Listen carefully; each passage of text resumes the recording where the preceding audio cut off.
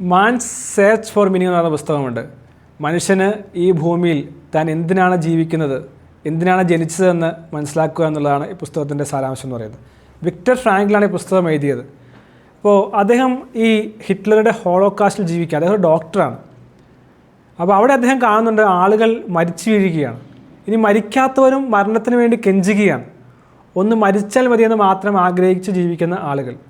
അപ്പോൾ അദ്ദേഹം അവിടെ കണ്ടെത്തുന്ന ഒരു മനോഹരമായ ചിന്തയാണ് ട്രാജിക് ഒപ്റ്റിമിസം. ജീവിതത്തിൽ എത്ര കഷ്ടപ്പെട്ട സാഹചര്യത്തിലും ഒപ്റ്റിമിസം, പ്രതീക്ഷ കണ്ടെത്തുവാൻ സാധിക്കുമെന്ന് അദ്ദേഹം പറയുന്നത്. അങ്ങനെയാണെങ്കിൽ മാത്രമേ ജീവിതത്തിൽ വിജയിക്കുവാനും പ്രയാസങ്ങളെ മറികടക്കുവാനും സാധിക്കുകയുള്ളൂ.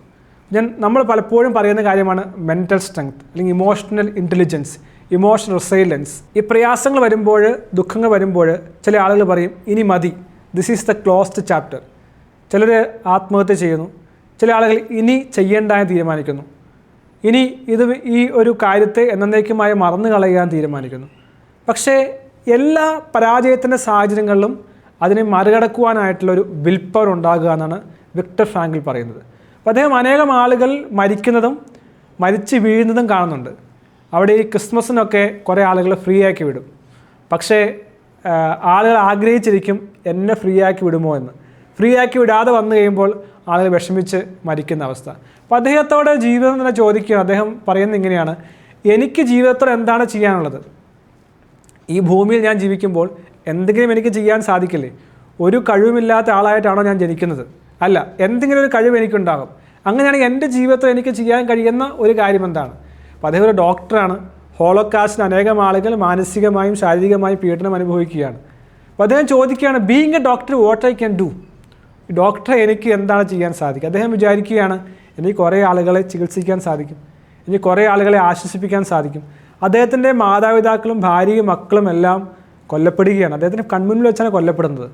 എന്നിട്ടും അദ്ദേഹം ചിന്തിക്കുകയാണ് എനിക്ക് എങ്ങനെയാണ് ജീവിക്കാൻ സാധിക്കുക. അങ്ങനെ ചിന്ത ഉണ്ടെങ്കിൽ മാത്രമേ നമുക്ക് ജീവിക്കാനായിട്ട് സാധിക്കുകയുള്ളൂ. ഏത് പ്രശ്നം വന്നാലും അതിനെ മറികടക്കുവാനായിട്ട് എനിക്ക് സാധിക്കുമോ? പക്ഷേ മനഃശക്തി ഉണ്ടാകാൻ സാധ്യത കുറവാണ്. പരാജയപ്പെടുമ്പോൾ വീണു പോകാനും ഇതെല്ലാം തീർന്നു ക്ലോസ്ഡ് ചാപ്റ്ററാണെന്ന് പറഞ്ഞ് അവസാനിപ്പിക്കാൻ സാധ്യത കൂടുതലാണ്. എൻ്റെ ജീവിതത്തെക്കുറിച്ച് പറഞ്ഞു കഴിയുമ്പോൾ ഞാൻ എക്സ്ട്രാ ഓർഡിനറി അല്ലെങ്കിലും എവിടെ നിന്നാണ് സ്റ്റാർട്ട് ചെയ്യുന്നത്, എവിടെയാണ് നിൽക്കുന്നത് എന്നുള്ള ആ ഒരു പോസിറ്റീവായ മൈൻഡ് സെറ്റാണ് എന്നെ മുന്നോട്ട് പോകാൻ സഹായിക്കുന്നത്. ഏതെല്ലാം പ്രശ്നങ്ങൾ വന്നാലും അതിനെ മറികടക്കണമെന്നുള്ള ശക്തമായ ആഗ്രഹം ഉള്ളതുകൊണ്ടാണ് ഡ്രൈവ് ചെയ്യാൻ സാധിക്കുന്നത്. ഈ ഡ്രൈവ് എന്ന് പറയുന്ന പുസ്തകം തന്നെയുണ്ട്, നമുക്ക് തീർച്ചയായും വായിക്കാൻ സാധിക്കും. ഈ ട്രാജിക് ഒപ്റ്റിമിസം ഏറ്റവും പ്രയാസപ്പെട്ട അവസ്ഥയിലും എങ്ങനെ മറികടക്കുവാൻ സാധിക്കും. ഈ വിക്ടർ ഫ്രാങ്ക്ലിൻ്റെ മാൻസ് സെർച്ച് ഫോർ മീനിങ് എന്ന് പറയുന്ന പുസ്തകം വളരെയധികം ചർച്ച ചെയ്യപ്പെട്ട പുസ്തകമാണ്. അനേകം ആളുകളുടെ ജീവിതത്തെ മാറ്റിയ പുസ്തകമാണ്. ഒന്ന് ചിന്തിക്കേണ്ടത് ആവശ്യമാണ്, ഞാൻ എന്തിനാണ് ഈ ഭൂമിയിൽ ജനിച്ചിട്ടുള്ളത്? ഈ പ്രകൃതിയെക്കുറിച്ച് പറഞ്ഞു കഴിയുമ്പോൾ മനുഷ്യൻ ശരിക്കും ഭൂമിക്ക് ഭാരമാണെന്ന് പറയുന്ന ആളുകളുണ്ടല്ലോ. അതിനൊരു യാഥാർത്ഥ്യം കൂടിയുണ്ട്. മനുഷ്യൻ ഭൂമിയിൽ ജനിച്ചു കഴിഞ്ഞാൽ പിന്നീട് മരണത്തിലേക്കാണ് നടന്നു നീങ്ങുന്നത്. പിന്നെ ലക്ഷ്യമാണ് മനുഷ്യനുള്ളത്, ഒരു സൃഷ്ടികർമ്മം നിർവഹിക്കുക.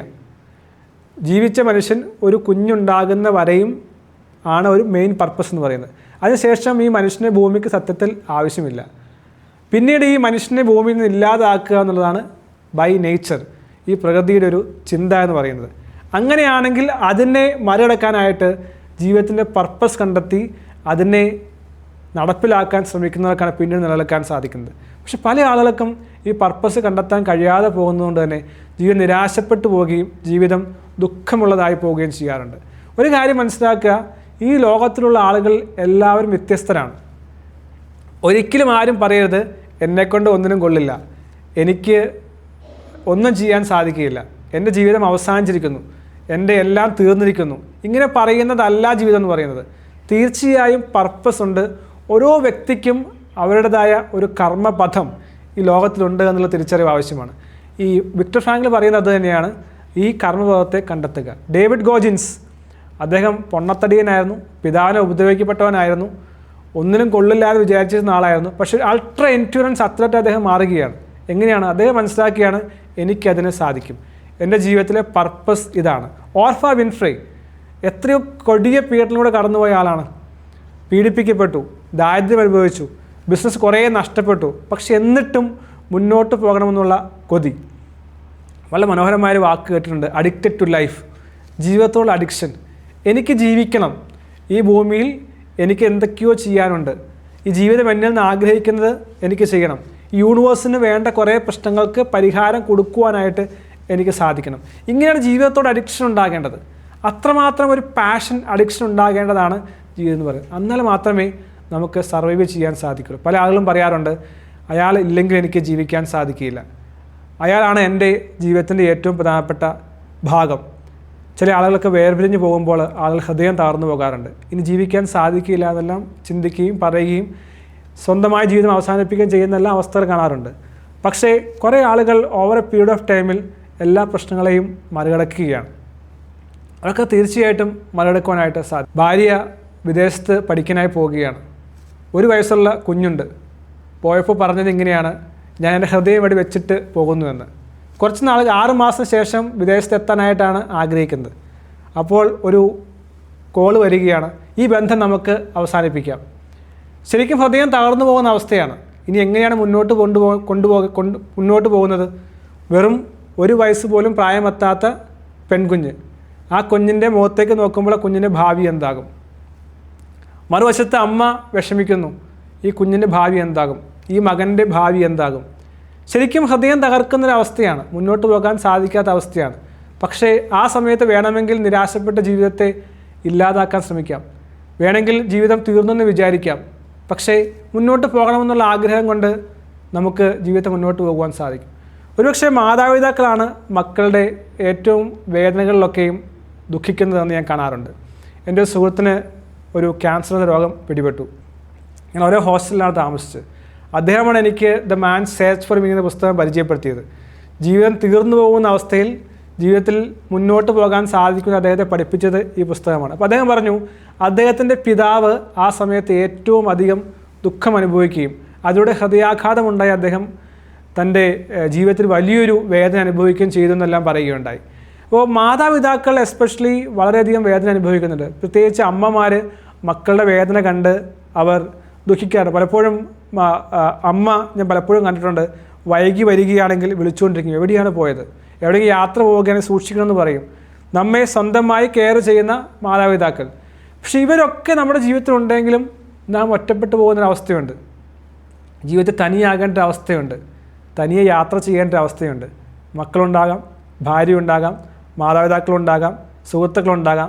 പക്ഷേ ഒരിക്കൽ നാം തനിയെ യാത്ര ചെയ്യേണ്ട ഒരു അവസ്ഥ വരും. അവിടെയാണ് നാം മനസ്സിലാക്കേണ്ടത്, തനിയെ യാത്ര ചെയ്യുവാൻ പഠിക്കുക. ഭാര്യ ജോലിയുമായി അകലെ സ്ഥലത്തേക്ക് പോവുകയാണ്. എനിക്ക് ഉറക്കം വരുന്നില്ല, കാരണം കുറേ നാൾക്ക് ശേഷമാണ് ഞങ്ങൾ പിരിഞ്ഞ് താമസിക്കുന്നത്. അപ്പോൾ ഞാൻ മനസ്സിലാക്കി, എനിക്ക് ഉറങ്ങാൻ സാധിക്കുന്നില്ല. കുഞ്ഞെൻ്റെ അടുത്ത് വരുമ്പോൾ എനിക്ക് ദേഷ്യം വരുന്നു. അവൾ കളിക്കാനായിട്ട് ആഗ്രഹിക്കുമ്പോൾ ആവശ്യപ്പെടുമ്പോൾ എനിക്ക് കളിക്കാനായിട്ട് സാധിക്കുന്നില്ല. എൻ്റെ മനസ്സ് മൊത്തം ഡിസ്ട്രാക്റ്റഡാണ്. അന്ന് ഞാൻ മനസ്സിലാക്കി, ഐ ആം സോ അറ്റാച്ച്ഡ്. സ്നേഹമുണ്ട്, പ്രാണതുല്യം സ്നേഹിക്കുന്നുണ്ട്, പക്ഷേ അറ്റാച്ച്ഡാണ്, അറ്റാച്ച്മെൻ്റാണ്. സ്വന്തമായി നിൽക്കുവാനായിട്ട് സാധിക്കുന്നില്ല. ഇവിടെയാണ് നാം മനസ്സിലാക്കേണ്ടത്, സ്വന്തമായി നിൽക്കുവാൻ നമുക്ക് സാധിക്കണം. ഇമോഷണൽ റിസൈലൻസ്, ഇമോഷണൽ ഇൻ്റലിജൻസ് നമുക്കുണ്ടാകേണ്ടത് ആവശ്യമാണ്. ഈ ഒരു അവസ്ഥയിൽ എത്തിയാൽ മാത്രമേ ജീവിതത്തിലെ ഒരു പടി നമുക്ക് മുന്നോട്ട് പോകാൻ സാധിക്കുകയുള്ളൂ. മാനസികമായ ശക്തി ഉണ്ടാകുക. നിങ്ങൾ എന്നെ കേൾക്കുമ്പോൾ നിങ്ങൾ പല മാനസിക വിഷമങ്ങൾ കടന്നു പോകുന്ന ആളായിരിക്കും. ബന്ധങ്ങൾ വേർപിരിഞ്ഞതിൻ്റെ ബുദ്ധിമുട്ട്, അല്ലെങ്കിൽ കടം കയറിയതിൻ്റെ ബുദ്ധിമുട്ട്, ആരോഗ്യം നശിച്ചതിൻ്റെ ബുദ്ധിമുട്ട്, ചിലപ്പോൾ ചെറുപ്പത്തിലോ അല്ലെങ്കിൽ പണ്ട് കാലങ്ങളിലോ ആരെങ്കിലും ശാരീരികമായോ മാനസികമായോ വേദനിപ്പിച്ചതിൻ്റെ വേദനകൾ. ജീവിതത്തിൽ വലിയൊരു മാറ്റം ഉണ്ടാകണമെങ്കിൽ ഈ മുറിവുകളെ ഉണക്കേണ്ടത് ആവശ്യമാണ്. ഈ മുറിവുകൾ ഉണക്കിയാൽ മാത്രമേ ഇനിയും ജീവിതം മുന്നോട്ട് കൊണ്ടുപോകാൻ സാധിക്കുകയുള്ളൂ. ഓർഫ വിൻഫ്രിക്ക് സാധിച്ചുവെങ്കിൽ, വിക്ടർ ഫ്രാങ്കലിന് സാധിച്ചുവെങ്കിൽ, ഡേവിഡ് ഗോളിൻസിന് സാധിച്ചുവെങ്കിൽ, JK റോളിങ്ങിന് സാധിച്ചുവെങ്കിൽ, തോമസ് ആൽവ എഡിസന് സാധിച്ചുവെങ്കിൽ, എബ്രഹാം ലിങ്കന് സാധിച്ചുവെങ്കിൽ, ഇങ്ങനെ എത്രയോ അനുഭവങ്ങളാണ്. ലോകത്തിലെ ഏത് മഹാന്മാരുടെ ജീവചരിത്രം പരിശോധിച്ചാലും നമുക്ക് കാണുവാൻ സാധിക്കും. അവരുടെ ജീവിതത്തിൽ എല്ലാം വലിയൊരു ഹാർഡ്ഷിപ്സ് ഉണ്ടായിരുന്നു, വലിയൊരു പരാജയമുണ്ടായിരുന്നു.